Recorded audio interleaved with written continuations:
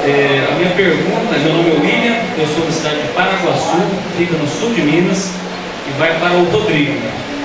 Rodrigo, pensando na questão do projeto de frutas vermelhas, tendo em vista que, não sei se aqui no estado de São Paulo tem essa dificuldade, temos uma dificuldade muito grande com a mão de obra.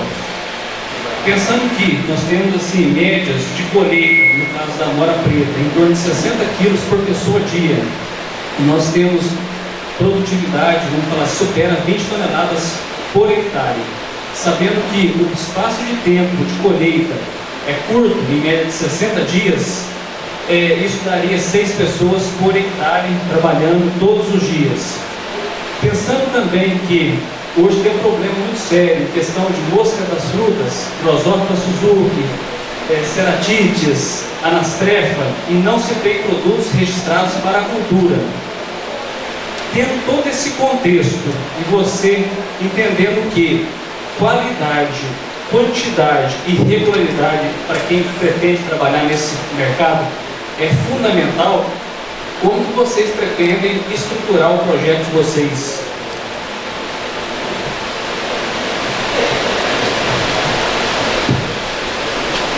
Oi, vamos lá. A mão de obra é um gargalo geral, acho que em todas as culturas, né?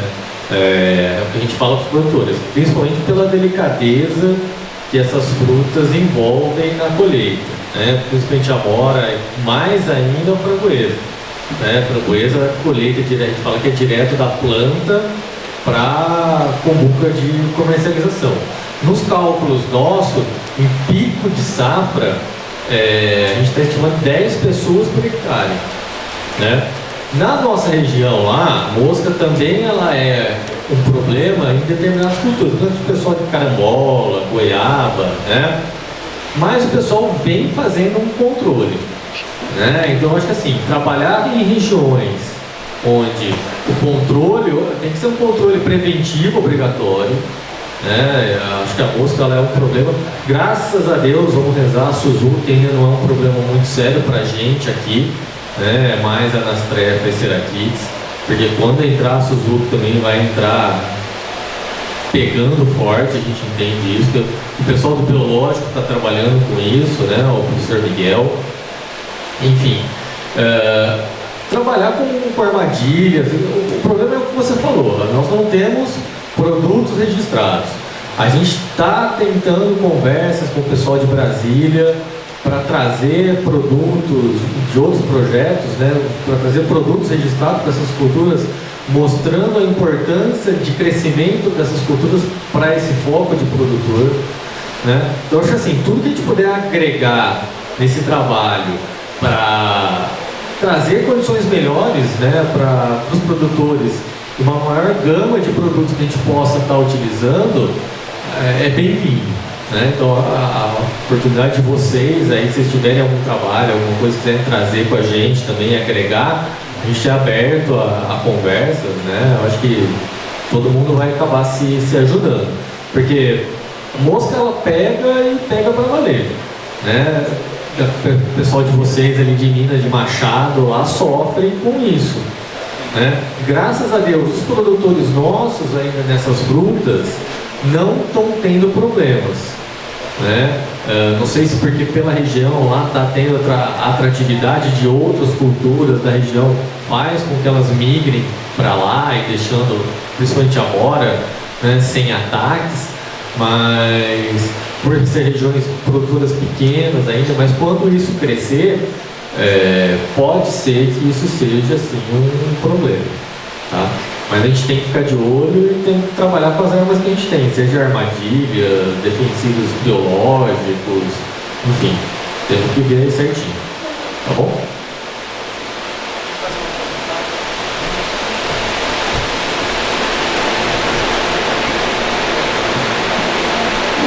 Só comentando sobre a mosca da fruta, eu tive uma fruticultora grande na década de 90, começo dos anos 2000, só que o problema sério que a gente tem é que eu estou numa região muito forte da cafeicultura. E o café aloja a mosca da fruta.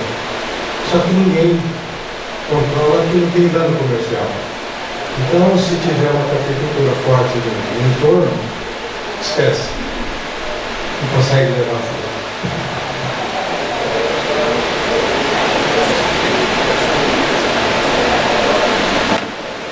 Olá, sou Felipe, sou agricultor agroecológico, sou de Piracicaba, mudei logo aqui para São Bento do Sapucaí. Então já vou emendar as perguntas para ficar mais fácil, para não ficar chamando toda hora, né? Na questão do César e do Ricardo, de como prevenir, né, a doença, se a gente pode prevenir. A gente sabe que uma planta forte, ela também é resistente a alguns fungos, né?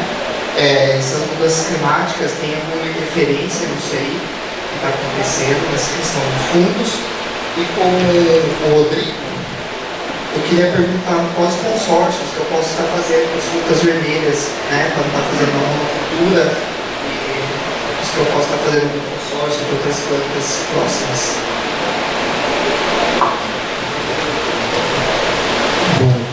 É possível sim fazer um manejo, conforme eu falei, né, tem um boletim que foi publicado, você pode acessar a página lá do Instituto Biológico e você vai em publicações, vai em documentos técnicos, lá tem um boletim, nesse boletim fala como que é feito o manejo da antracnose na cultura da tomoia.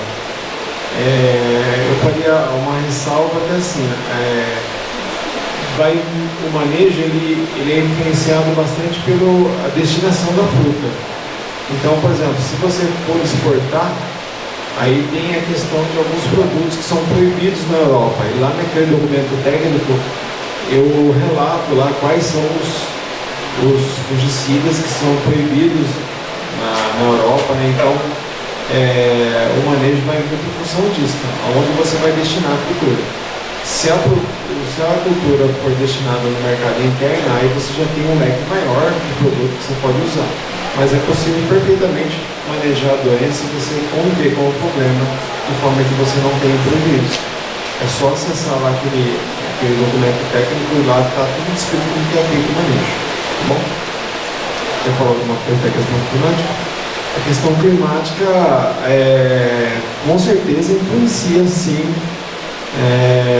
na variabilidade do patógeno. A gente vai ver essa questão da variabilidade do patógeno quando a gente for fazer os testes, né? Tanto o produtor aplicando, né? O próprio produtor ele pode implicar na variabilidade do patógeno. Vou dar um exemplo técnico. Se o produtor vai fazer rodízio de produto, né? Às vezes o que acontece? O produtor ele faz o rodízio assim. Vamos supor que ele está aplicando lá uma estuberulina. A estuberulina, você tem N produtos dentro da estuberulina. Então, às vezes, o produtor, o que ele faz? Ele faz o rodízio de princípio ativo, mas usando o mesmo grupo químico. A gente recomenda que o produtor mude o grupo químico, não rotacionar o princípio ativo dentro do mesmo grupo químico. Quando o produtor fica sempre no mesmo grupo químico, ele induz o patógeno a se tornar resistente àquele grupo químico. E daí você perde a eficácia daquele grupo químico, né? Então, não tem só a questão climática. A questão climática vai influenciar na variabilidade do patógeno, mas o produtor em si, se ele não faz esse rodízio, ele faz o patógeno se tornar resistente. Tá bom? Com relação a consórcio, a gente não tem ainda nenhum produtor que trabalhe consorciado com outras culturas, né? Principalmente pelo espaçamento que a gente utiliza, né? A gente vai iniciar um trabalho, aqui na região o cacau não vai aqui, acredito eu, né? A gente vai tentar um consórcio cacau-amora, né? Utilizando a amora como quebra-vento, tá? E porque assim também você vai ter que consorciar ela com culturas que não façam sombreamento, né? Porque são culturas essas de pleno sol. Então, na verdade, assim, quanto mais calor, mais sol elas tiverem, mais produtividade elas vão ter. Então, consorciar com culturas de baixo porte talvez seja algum caminho aí que você possa ter, tá? Mas algum resultado de consorciamento a gente ainda não tem. Tá bom? Eu sou Nando, sou daqui de São José dos Campos. Eu estou começando agora o plantio justamente da Amora Preta, da Tupi, e da framboesa da variedade Polka. E a pergunta é sobre a Tupi, que eu vi que tem uma necessidade, tem algumas coisas sobre a desfolha dela para endormência e depois levar a dormência. Isso vai servir só para adiantar a produção ou é necessário para que ela aconteça? Qual a região sua? Aqui em São José dos Campos, próximo a Monteiro Lobato. São José, vamos lá. Para as regiões mais quentes, né, apesar dessas culturas não terem necessidade de frio, o que a gente recomenda? Faz o desponte dela em julho, né, a 10 centímetros acima do último fio de arame, e dependendo da região, a gente faz a recomendação de um tratamento de inverno, com algum sulfato, seja uma calda focal, ou algum cobre, para ajudar a dar uma desfolhada nela, porque querendo ou não, a gente precisa dar uma, vamos falar assim, a gente precisa dar uma judiada na planta, né? Então corto a irrigação, faço a desfolha com tratamento de inverno. Depois de uns 10, 15 dias, eu volto com a irrigação e alguns produtores fazem a aplicação do Dormex para ter um adiantamento da brotação e produtividade, né? Justamente aqueles produtores que querem fazer o manejo de poda que eu falei, de chegar a colheita até no final de dezembro. Se você não se importa, você vai querer ter colheita até janeiro e não vai fazer a dormência, só que daí você vai ter que fazer a tal da poda gaúcha, né, que é a poda de haste, daí você não faz a aplicação do hormônio, tá bom? Mas essa indução de tratamento de inverno, a gente recomenda para a planta ter uma maior produtividade, né, para ela brotar um pouco mais, tá, das gemas. Bom dia, meu nome é Leandro, sou de Poço Fundo, Minas Gerais. Minha pergunta vai para o Rodrigo, questão do mirtilo. Você comentou a questão da produtividade dele, atingir média de produção 2,5 kg por planta ano. Quanto tempo pós-plantio ela atinge essa produtividade? E a questão de manejo de poda. Você recomenda fazer poda drástica ou poda sempre verde? E que altura que você recomenda fazer esses dois tipos de podas? Vamos lá, 2,5 kg a gente está falando de uma planta adulta, né? Essas plantas, quando a gente fala vai depender muito da origem da sua muda. É o que o Marquinhos falou. Das mudas que a gente tinha no mercado até hoje, aí, mudas de estaquia, né? São mudas boas, não vou reclamar delas, né? Eu acho que são mudas viáveis, só que a gente sempre recomenda o quê? Primeiro formar a planta. Então tudo que ela soltar de flor, essas coisas, até 2 anos, a gente recomenda fazer a retirada, porque eu quero montar a estrutura dessa planta. Para essas mudas de laboratório, né, que são com vigor maior, né, isso a gente já não precisa. Se vocês olharem ali nas mudas, até que tá ali embaixo, vocês vão ver que desde ela pequena a gente já tem uma ramificação grande de haste, né, vindo nessas mudas. Então, com 7, 8 meses, eu vi muda de laboratório com 8 meses em produção normal já, né? Então assim, depois você colocou ela no campo, no ecopote, colocou ela no vaso, em 8 meses a gente já espera ela estar produzindo, né, essas mudas de laboratório. As mudas de haste, de estaca, elas vão vir com flor, só que a gente recomenda a retirada, né, para não judiar da planta, você ter uma formação melhor para ela. Com relação à poda, você falou, a gente tem 2 podas, né, ou uma poda drástica, ou uma poda que a gente fala sempre verde, onde você vai ter colheita o ano todo, né? Primeira poda a 20 centímetros, né? E a gente vai subindo essa planta a partir onde saiu a brotação lateral dos ramos. Então, podei ela 20, vai sair o broto lateral. Terminou a colheita aqui, a partir de onde ela saiu dessa haste aqui, mais 20. Então, o que a gente fala? A gente vai subindo essa planta, né? Depois de 4 anos, mais ou menos, onde lá embaixo a gente conversa com os agricultores, qual que é a estimativa? Cabo de enxada. Se você tiver um ramo lá embaixo com mais grossura, mais ou menos de um cabo de enxada, você já pode fazer essa poda lá embaixo novamente, né? Então daí eu rebaixo essa planta, a uns 5 centímetros de altura, e daí a partir dali vai sair a brotação e a gente vai começar a subir novamente.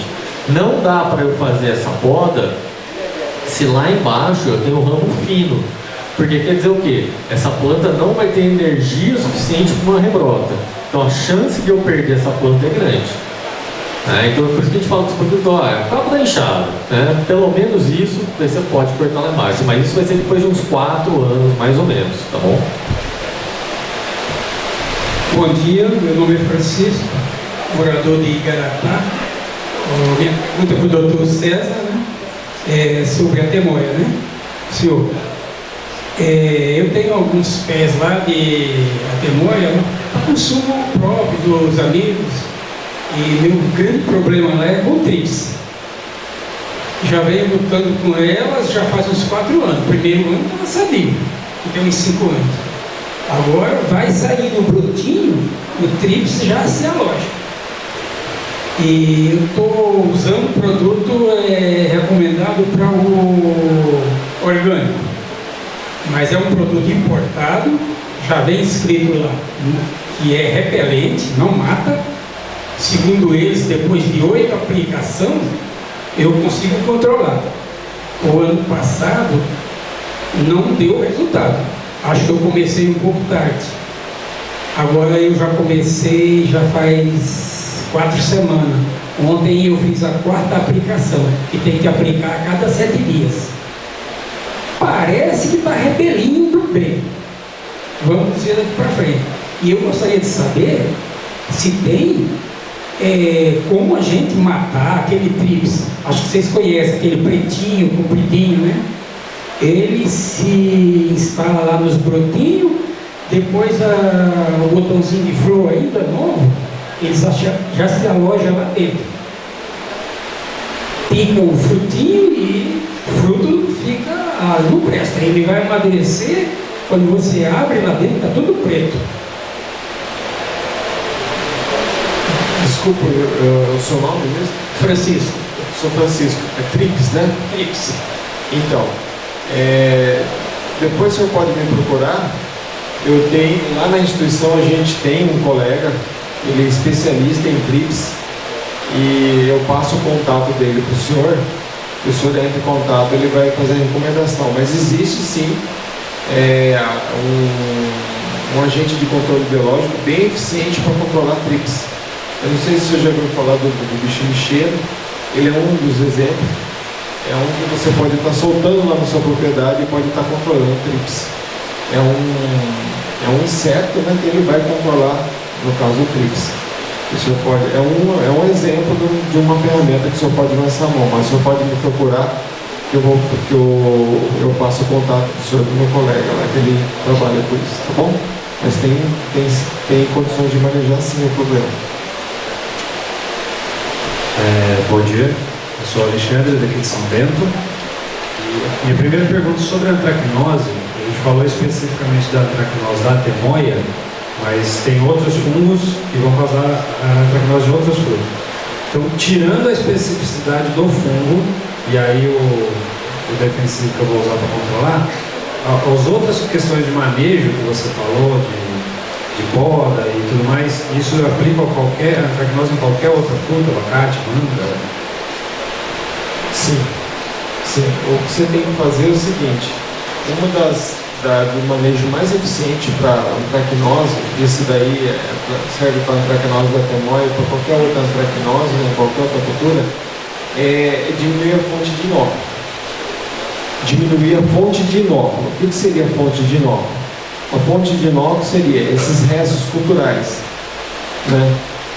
Seria frutos na planta. Então você tem que diminuir a fonte de inóculo. Outra coisa seria os pontos críticos que a doença incide na cultura. Por exemplo, falando da temoia, por exemplo, quando você faz a poda, aqueles ramos jovens que vão vir, eles são extremamente suscetíveis à ação da antracnose. Então esse é o momento que você tem que entrar com o produto, principalmente produto de contato, para quando o patógeno chegar naquele ramo novo, que é um ramo extremamente suscetível, ele está já protegido. Outro estado crítico seria na época da floração. Então, o que acontece? Na florada também é um outro momento que você tem que entrar. Então, tem alguns momentos chaves que você tem que intervir ali e proteger a planta para que o patógeno não entre. Porque esse patógeno, às vezes é assim, vamos supor que ele entrou na flor, né? Então, os primeiros frutinhos você não vai ver o sintoma, ele fica ali paradinho. A gente tem um fenômeno que a gente fala, que em patologia, que ele fica quiescente, ou seja, ele já está lá naquele local, só que você não está vendo. Quando que você vai ver? Quando as condições forem favoráveis, mas daí você não tem como mais intervir. Então, por exemplo, ele pode entrar ali no ramo, ele pode entrar ali na flor, e você só vai ver o patógeno quando o fruto já estiver maduro. Então, nesses momentos críticos, que seria na brotação, quando a planta já emitiu os primeiros brotos, na época da floração, quando os frutinhos estão bem jovens, nesses momentos que você tem que entrar com o manejo adequado. E lá nesse boletim técnico eu falo quais os produtos que você pode usar nesses momentos críticos. Então eu diria assim, diminuir a fonte de inóculo, ou seja, nunca deixar frutos doentes, ramos velhos doentes, fazer poda de alejamento. Aqueles materiais podados, eles não podem ficar na propriedade. Se eles, por algum motivo, você não conseguir mão de obra, esses restos culturais, eles têm que ser pulverizados de maneira igual a uma planta. Você não pode deixar aquele resto cultural cheio de patógeno ali. Você tem que pulverizar. Você pode usar um fungicida, você pode pulverizar um agente de controle biológico, você pode fazer uma compostagem, mas jamais não fazer nenhuma medida. E nesses pontos críticos, né, que eu falei para você, que seria os brotos novos, na época da florada, os frutinhos novos, esse momento você tem que fazer um manejo adequado, entrar com produto de contato, né? Se o patógeno já estiver ali, entrar com um fungicida sistêmico específico, né? E lá no boletim a gente recomenda, tá bom? E eu tenho outra pergunta para o Rodrigo, duas na verdade. A primeira, assim, essas variedades que a gente falou da questão do frio e como as variedades de frutas vermelhas são adaptadas ao calor, mesmo com a expectativa de aquecimento global e aumento das temperaturas, se elas ainda são interessantes para começar agora com essas variedades, se eu não devo temer esse impacto tanto. E uma outra pergunta é que dentro das frutas vermelhas que se comercializa hoje, que se produz hoje, eu não vejo a amora portuguesa entrar nelas, e na minha opinião ela é mais saborosa e mais fácil de lidar do que a Blackberry. E por que isso? Por que essa característica? Bom, vamos lá. Com relação a calor, para essas culturas que a gente trabalha, na verdade, assim, o aquecimento climático seria excelente. Porque quanto mais quente, mais elas produzem. Tanto que já tem gente, que eu falei, indo produzir no Nordeste, né, em lugares mais quentes, para ter uma maior produtividade. Para mirtilo, isso é excelente. Né? Então, a gente consegue induzir mais essa planta a produzir mais. Né? Então, para essas variedades que a gente trabalha, não tem problema. Tá? Com relação à amora portuguesa, qual que é o grande gargalo dela? É a perecibilidade dela. Essa amora, essa amora comum, né? Você não consegue manter ela. Isso aí em 2 dias, 1 dia ela já estragou tudo, mesmo resfriado. Né? Então a vida de prateleira dela, que a gente fala, é muito ruim. Então, ou você colhe e vende já direto, porque se você deixar no mercado ela derrete. É muito perecível. Tá? Por isso que não dá pra gente trabalhar com ela. Tá bom? O rapaz que perguntou do consórcio, aqui em São Bento faz consórcio primeiro. Esse daí eu não conheço, talvez se alguém tiver um. Se alguém puder indicar, pra gente é interessante fazer um exercício. Tá bom? Obrigado. Pode chamar assunto. Bom dia a todos. Walter Ribeiro, sou Secretaria de Meio Ambiente e Desenvolvimento Agropecuário de Santa Isabel. Estamos aqui participando junto com a Coaipo, que é Cooperativa de Produtores Rurais. Tem uma linha de plantio convencional, mas também crescendo outra linha de plantio com agricultura orgânica. E assim, os plantios principais são caqui, antemóia, goiaba, também pitaia. E assim, partindo da informação da antracnose, doutor César, por gentileza, se existe alguma forma de melhorar a nutrição do solo, partindo daquele conceito que sempre defendeu Ana Primavera, né?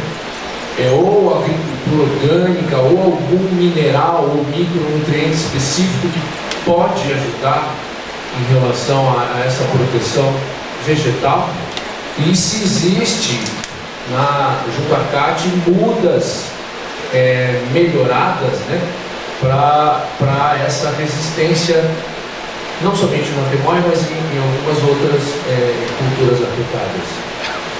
Obrigado e parabéns à organização e participação de todos no evento. A questão da adubação, sim, ela influencia bastante, né? Então, por exemplo, para a antracnose, a gente sempre recomenda tomar muito cuidado com a adubação nitrogenada. Porque a adubação nitrogenada, você está sempre ali, a planta vegetando, reenfolhando, aquilo ali é uma situação favorável para a antracnose. No caso, esse daí é um elemento que deixa a planta mais suscetível. Agora, a gente tem elementos minerais também que conferem resistência para a planta. Não só específico para a antemóia, mas seria de uma maneira mais generalizada para todas as culturas. Nem, por exemplo, o potássio. O potássio é um elemento mineral sempre favorável. É desejável que você tenha na planta, né? O potássio. Porque o potássio é um elemento mineral que confere resistência. No caso, na área de fruticultura, que o produtor ele comercializa a fruta, é o cálcio. O cálcio também é um elemento mineral que ele confere resistência para a casca, né?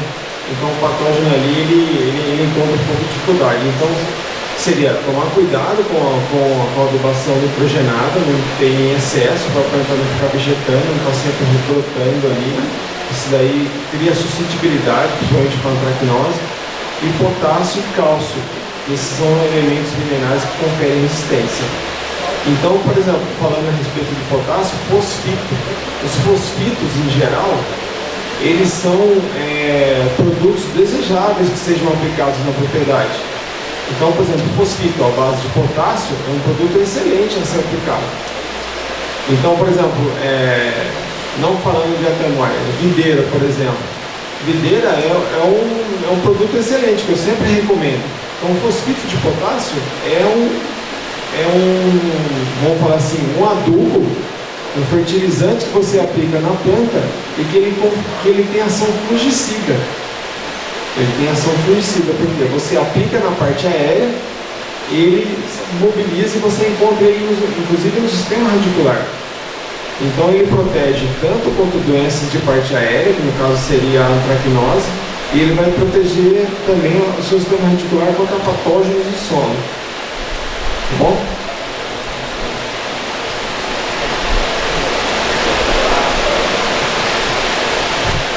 Bom, Walter, na questão de seleção de plantas para resistência, nós não temos trabalho, até porque nós somos produção de mudas, né?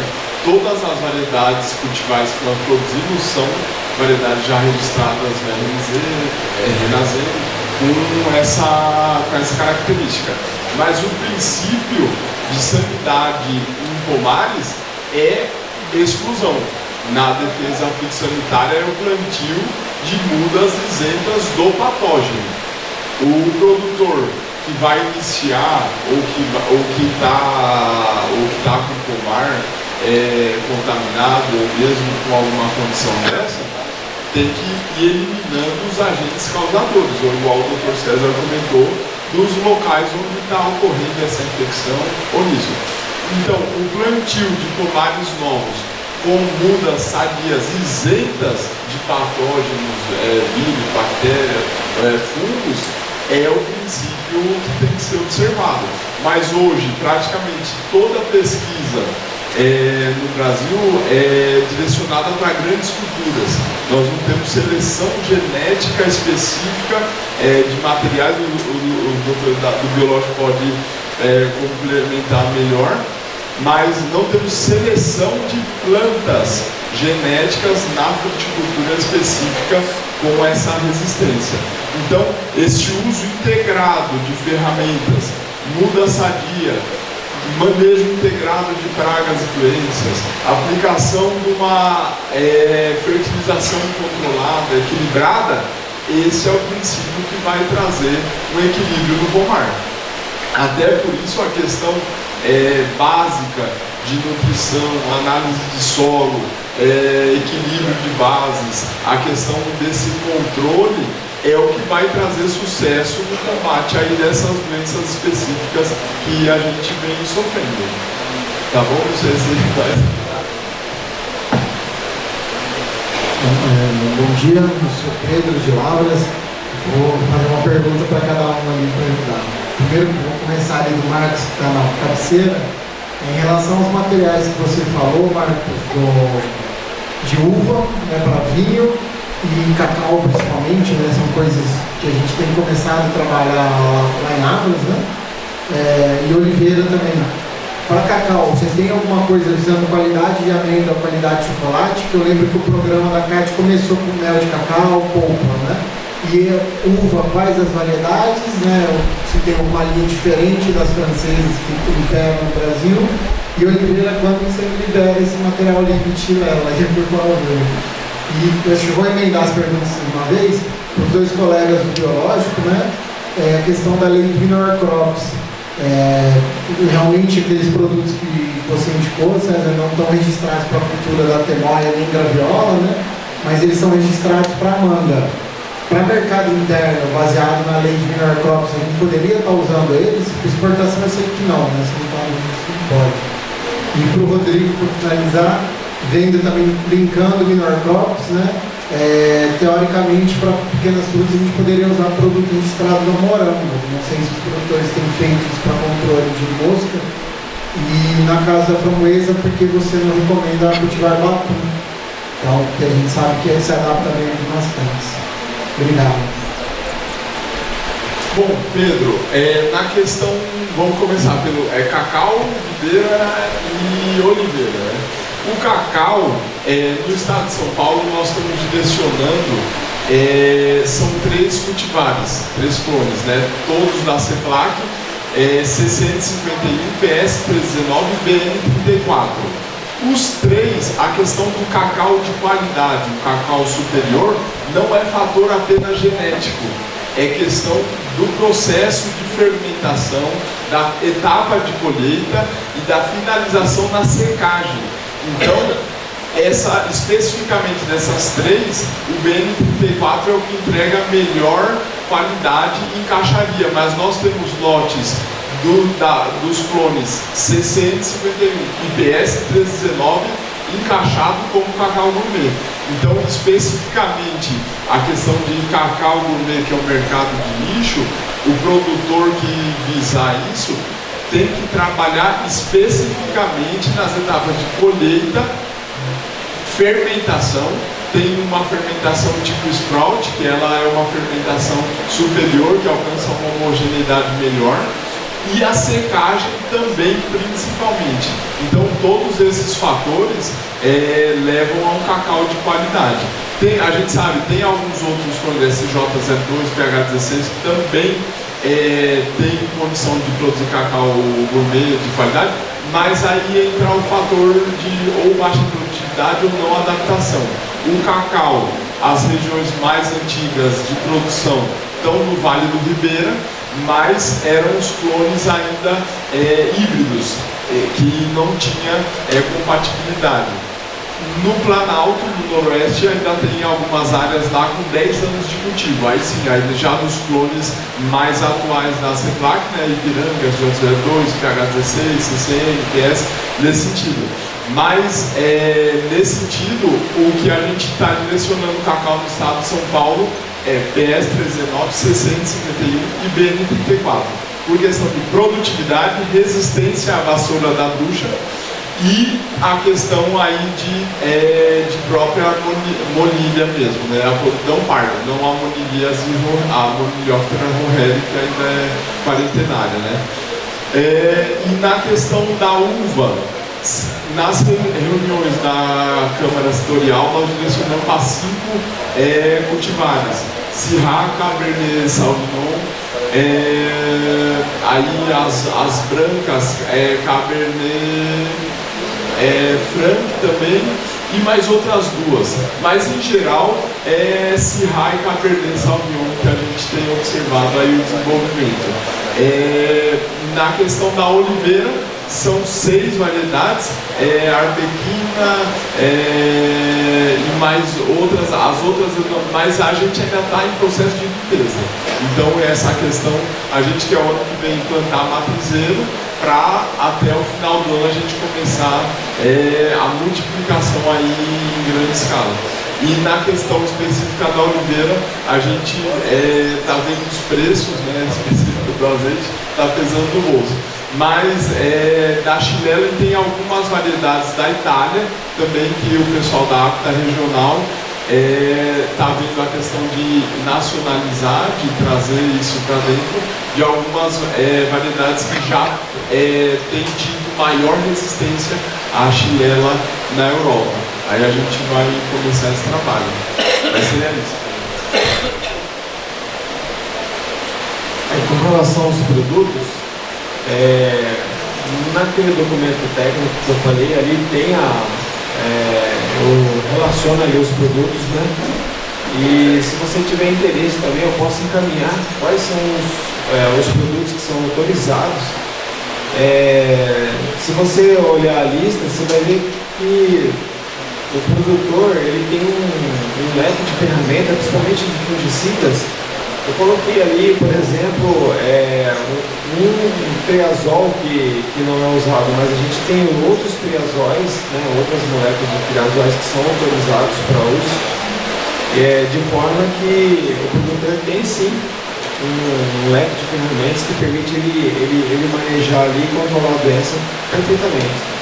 Então, além do mais, tem alguns fungicidas que já foram aprovados, inclusive, para uso em Atemoia. Então, se você tiver interesse, depois você pode me procurar e eu passo a lista. Tem um suplemento aí de moléculas que permite manejar tranquilamente, tá bom?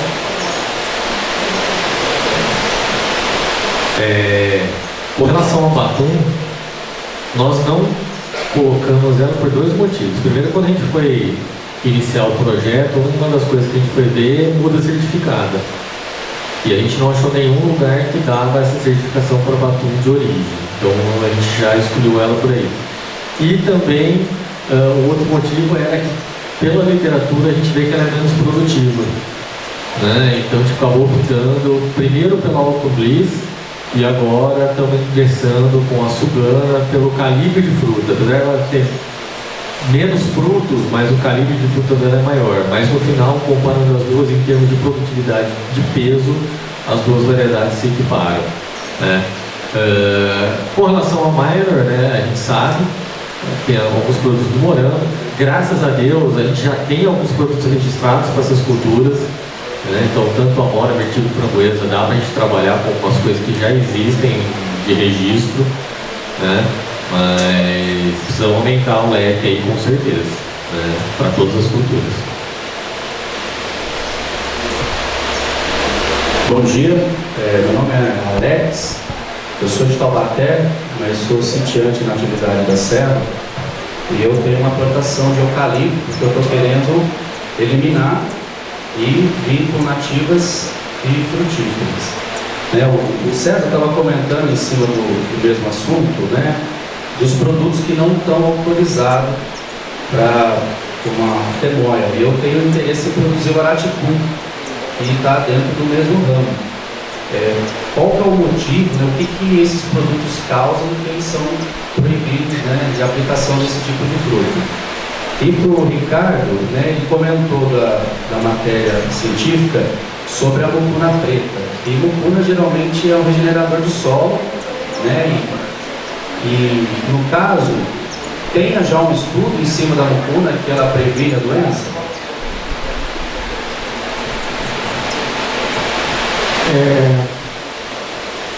Eu não entendi muito bem a sua pergunta. Seria se você usar esses produtos químicos no araticum, que vai ser no caso, o seu cavalo com material, você teria algum problema, é isso?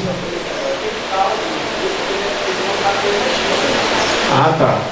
Então, é que na Europa, eles já fizeram um estudo que tem algumas moléculas que elas podem ser mutagênicas e carcinogênicas, mesmo em baixa quantidade. Então, é por esse motivo que é proibido algumas moléculas do produtor aplicar. Porque se o produtor aplicar, o que acontece? Vai ter esse resíduo na fruta, e se tiver esse resíduo na fruta, eles não importam esse material. Entendeu? Então são fungicidas proibidos, porque se tiver resíduo, se for detectado esse resíduo desse fungicida aplicado, ele não é importado o material.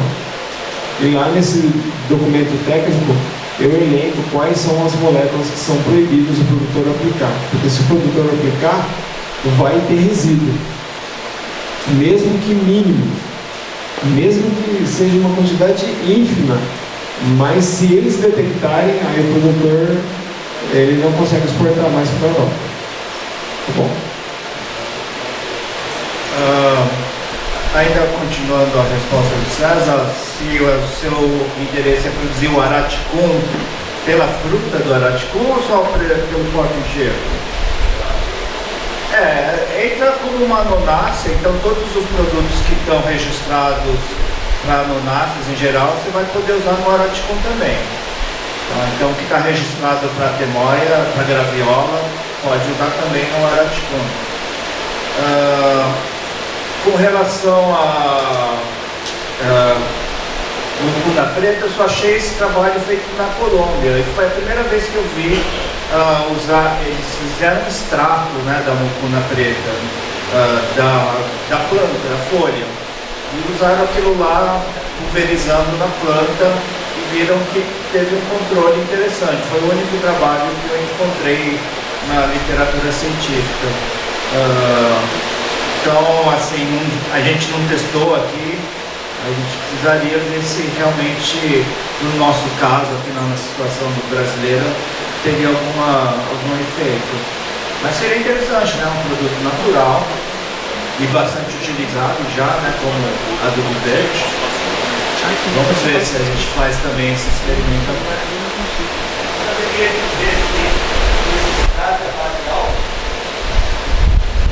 Eu não lembro como foi feito o extrato, eu teria que consultar de novo o artigo, mas eu acho que foi um macerado aquoso, não foi em álcool não, mas eu não tenho absoluta certeza. Meu nome é Mércia, eu sou aqui de Taubaté, da região aqui da Serra da Mantiqueira. Já havia perguntado, mas eu queria só mais um detalhe. A CAT está em algum estudo dessa parte, dessa situação da lixia, porque está se estendendo por muitos lugares, né? Não é um lugar isolado. E essa praga que vem, ela vem pelo caule ou é aéreo? Porque as frutinhas, inclusive, elas conseguem, ela floresce bastante. O que está pegando na lixeira dela é a trachinose, não é aquele ácaro que está acabando com um monte de plantação de lixeira por aí. Razão, assim, só pelas folhas ou pelo caule? Assim, existe algum estudo? A CAT especificamente não realiza estudo, gente, é a pesquisa que faz. Mas é o microácaro que ele também é inserido através de material de propagação e pelo vento. No caso de pomares contaminados, abandonados, ele é levado, né? Agora, a questão específica da lixia é também manejo. Na região nossa lá de Paranapanema tem grandes produtores, aí estão utilizando produtos à base de enxofre, alguns outros produtos para fazer o manejo, mas é um manejo integrado na questão de poda e aplicação também. Essa questão tem tido grandes perdas. Porque eu tinha realmente uma árvore enorme, eu cortei ela inteirinha, porque não tinha mais recuperação, eu cortei ela inteira. E ela brocou tudo de novo. E agora que ela está grande, ela está de novo com o mesmo problema. Por isso que eu achei estranho. E se ela vem pelo ar, ela não pega em outras coisas, né? Porque no caso só tem na bexiga. É específico, ele é específico. Como ele falou, é um microáquaro, né? É questão de manejo mesmo. Depois você pode me procurar, eu passo um contato lá na nossa instituição. A gente tem profissionais que podem passar um manejo correto para a senhora. Mas é possível de manejar esse problema, sim. É possível de você solucionar esse problema em lixia. Dá para controlar, sim, o problema. Tá bom? Muito obrigada. Eu gostaria de fazer, eu sou Newton de Pouso Alegre, com relação às oliveiras, os cultivares que vocês têm, qual é a exigência mínima de altitude para iniciar uma lavoura? Na questão de altitude, a gente tem regiões, por exemplo, no sudoeste do estado, bom sucesso de Itararé. Lá a altitude é 600 metros. A questão é a quantidade de horas de frio por ano, especificamente. A gente sabe que a altitude eleva, mas você tem que avaliar o climograma da sua propriedade inserido onde está, né?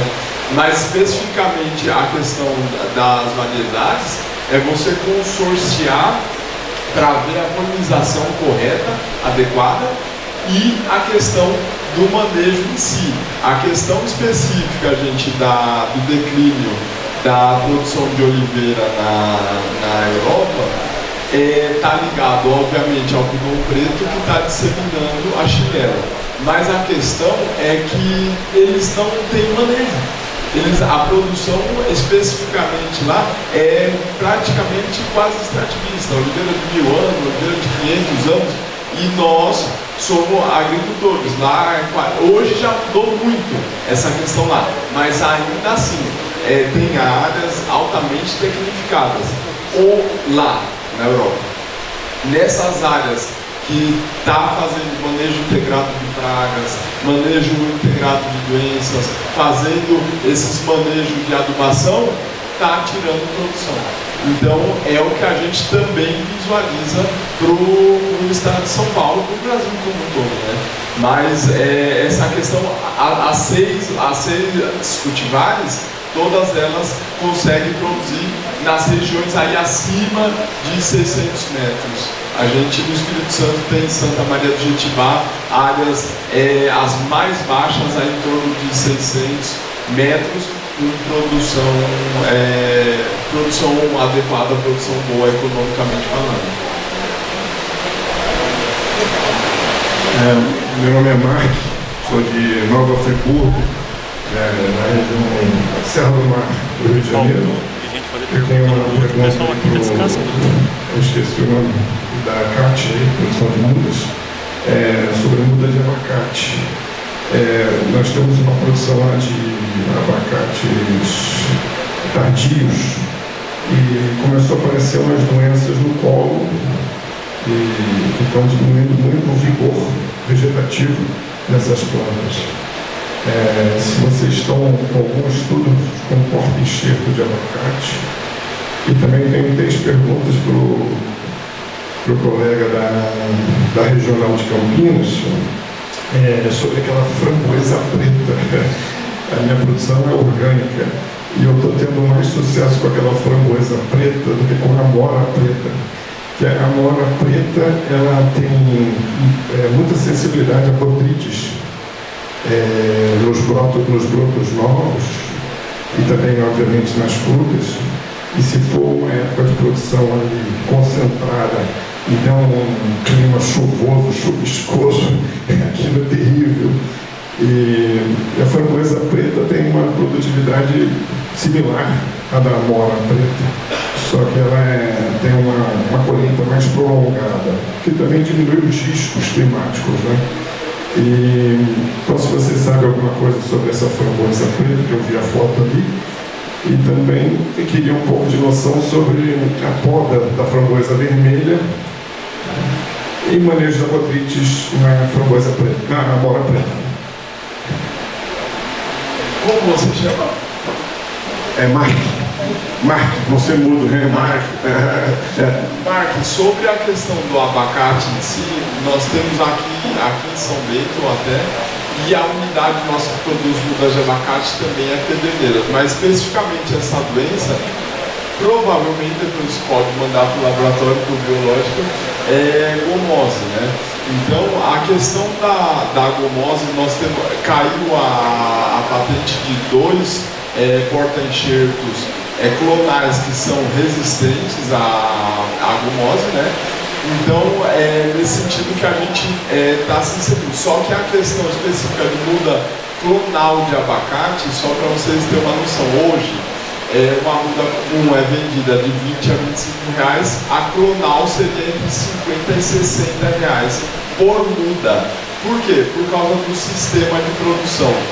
A clonagem do porta-enxerto não é uma clonagem de embriogênese somática, era uma clonagem por estiolamento e depois como se fosse uma alporquia, então você tem que fazer esse estiolamento em escuro e fazer a alporquia, enraizar e depois produzir essa muda. Então é uma muda caríssima, só que os resultados são completamente diferentes. Isso aí teve algumas áreas em Bauru, Arealva, Bernardino de Campos que a gente acompanhou, que a produção isso lado a lado é completamente diferente, uma muda por um porta-enxerto clonal com resistência à fitóftora e um porta-enxerto convencional, né?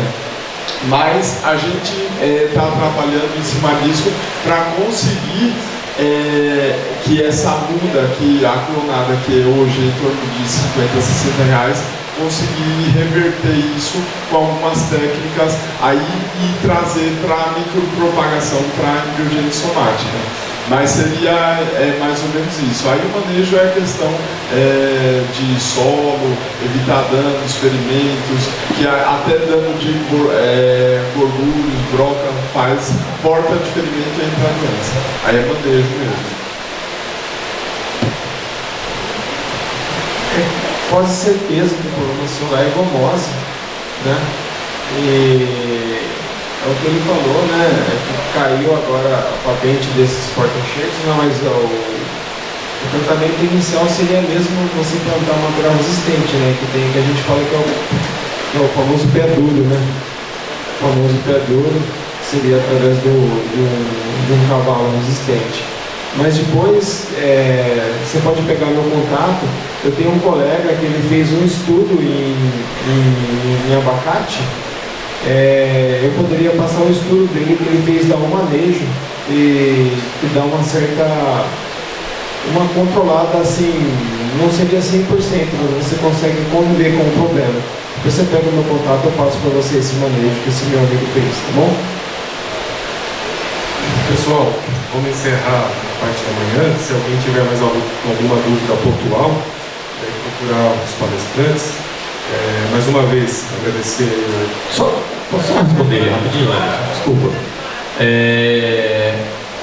Com relação à poda da framboesa, é uma poda simples, então a haste cresceu, terminou a colheita, passa uma primeira poda abaixo do último lançamento floral, vai sair uma segunda produção, colheu essa segunda produção, elimina a haste lá embaixo e elimina, tá?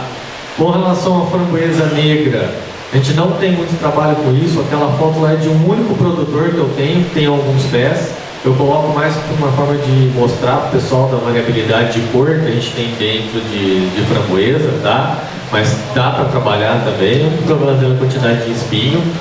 E com relação a Botrix, na Amora, nós não temos problema com Botrix. O meu problema maior lá é ferrugem, né? Principalmente framboesa também. Eu não lembro, precisava dar uma olhada lá se já existe alguma coisa registrada para Botrix. É que você falou que o seu caso é orgânico, né? Eu não sei se teria algum produto orgânico para isso, teria que dar uma consultada, tá? Depois você pegou meu contato aí, daí a gente vai conversando qualquer coisa. Você me manda uma mensagem, tá bom? Obrigado. Dúvidas que restaram, né? Peço a gentileza daí que passa direto então para o palestrante, né? Para comprometer nosso horário. Agradecer mais uma vez ao Marco, ao Dr. Ricardo, Rodrigo, César, né? Por prestigiar aqui o evento, com as palestras brilhantes. Muito obrigado mesmo, né? Da Cátia agradeço, todos, Marcos da casa, né? Todos aí que permaneceram, a gente não fez nenhuma parada, né? A gente fez um café na entrada e seguiu direto, né? Agradeço a todos que permaneceram, né, aqui, né? E para o almoço, a gente tem as sugestões de restaurantes na cidade, Taipa, Meu Tempero e Sabor da Serra. O Sabor da Serra é o restaurante com maior espaço e o proprietário ofereceu um desconto de 10% para os participantes aqui do seminário. Tá? É só achar lá que ele dá um desconto de 10% no almoço. A gente retorna às 13h30, tá bom? 13h30? Tá bom? A gente retorna aqui às 13h30 e a parte da tarde é o seguinte, não estava na programação, tem um café para finalizar e a gente vai decidir montar uma dinâmica de enxertia da araucária para quem permanecer até o final aí do evento no café da tarde. Então vai encerrar as palestras aqui, tem mais 2 palestras da tarde. E no café da tarde a gente vai dividir, por isso que tem essas cores no crachá de vocês, a gente vai dividir em grupos para fazer a dinâmica de enxertia de araucária para quem tiver interesse de acompanhar. Tá bom? Obrigado a todos.